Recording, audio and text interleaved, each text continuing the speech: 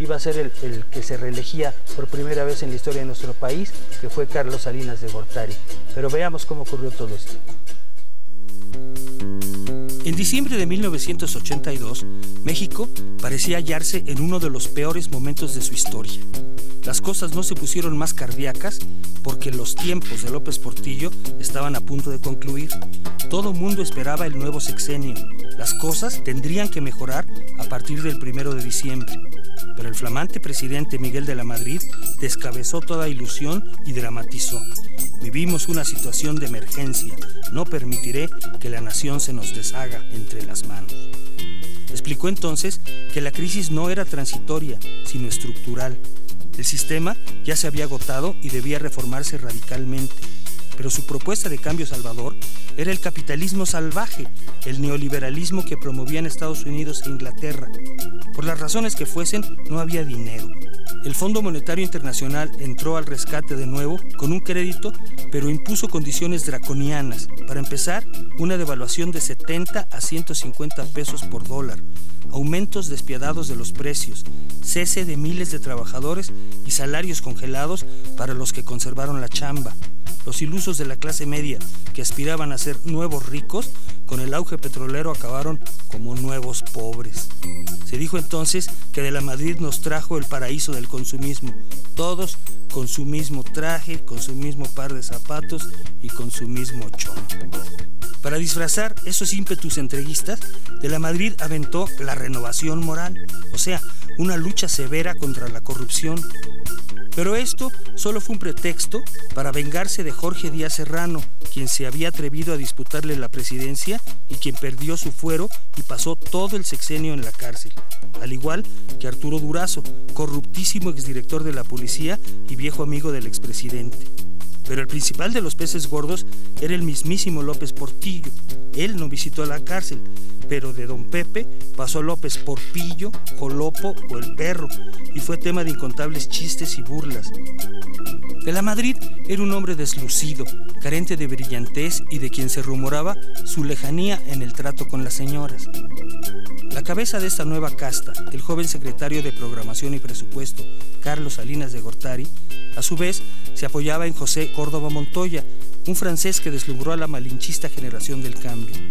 Buena parte del sistema comprendió que esta nueva banda se había saltado todas las trancas y estaba a punto de tomar control del régimen. Entre ellos se hallaba, muy combativo, Joaquín Hernández Galicia, líder de los petroleros conocido como La Quina. Otros descontentos fueron Cuauhtémoc Cárdenas, gobernador de Michoacán, y Porfirio Muñoz Ledo, representante en la ONU. Ellos eran una oposición real y fuerte a la familia feliz, a diferencia de la izquierda, que nomás no la hacía, a pesar de que se formó el PSUM, el Socialista Unificado, que venía del viejo Partido Comunista. Al Partido Mexicano de los Trabajadores, o PMT, lo comandaban Eberto Castillo y Demetrio Vallejo, pero los dos acabaron peleándose. Al PAN, en cambio, tras sortear su crisis interna, lo favoreció el gobierno y empezó a cachar votos suficientes para ganar las alcaldías de ciudades importantes de Chihuahua, Guanajuato y Durango. Esto preocupó seriamente al gobierno, que mediante la vieja alquimia electoral le robó al PAN la gubernatura de Baja California y las alcaldías de Matamoros, Culiacán y Puebla.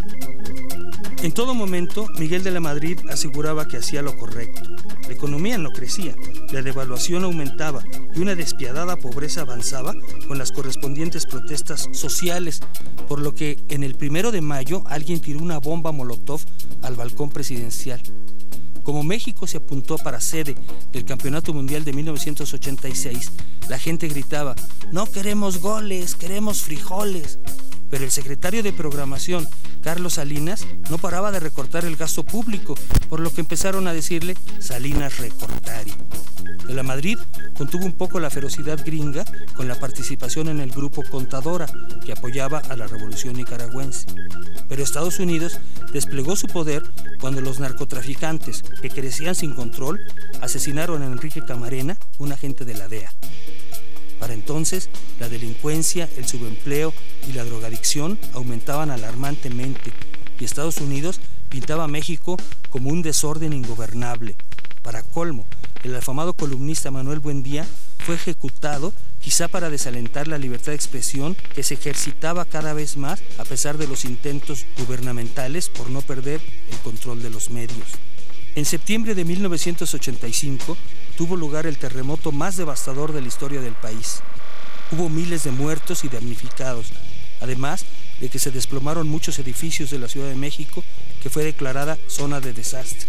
Pero el gobierno de la Madrid se vio insensible e inepto, por lo que la ciudadanía chilanga reaccionó con fuerza y se encargó del rescate mientras los soldados llegaban con metralletas en vez de picos y palas.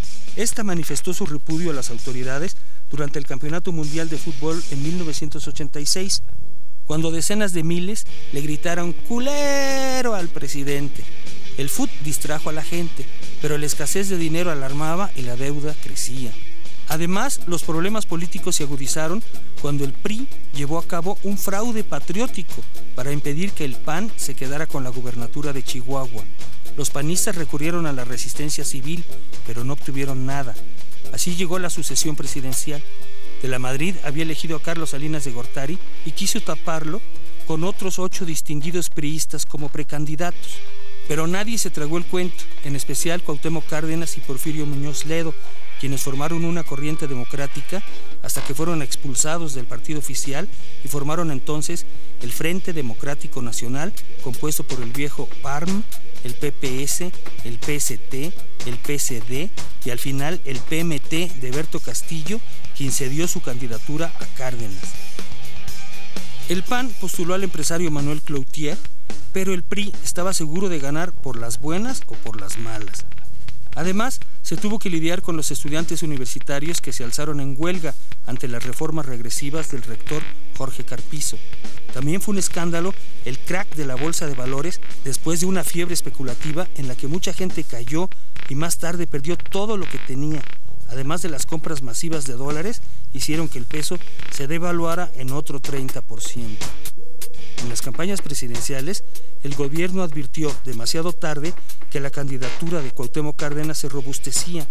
Los priistas estaban tan seguros de su aplanadora que subestimaron por completo el descontento de la población y la unión de las izquierdas en el Frente Democrático Nacional. Se inició una guerra sucia contra el FDN, pero ya no sirvió. Así es que la familia feliz mejor afinó los mecanismos del fraude electoral. Pero el 6 de julio de 1988, la votación resultó tan abundante para Cárdenas que Gobernación prefirió arguir que el sistema se había caído para poder arreglar el triunfo de Salinas. Nadie se tragó ese cuento mayúsculo y el final del sexenio fue cardíaco. Pero al final, el estado de ánimo del país era oscurísimo. Pues ¿cómo la ven? No contento con habernos ofrecido la década perdida, Miguel de la Madrid todavía tuvo el descaro de ofrecernos uno de los más terribles fraudes electorales que han ocurrido en nuestro país, algo que conmocionó verdaderamente a México y que además nos dejó como herencia al peloncito Carlos Salinas de Gortari. Pero de él hablaremos dentro de unos instantes. Acompáñanos. Su trabajo ha definido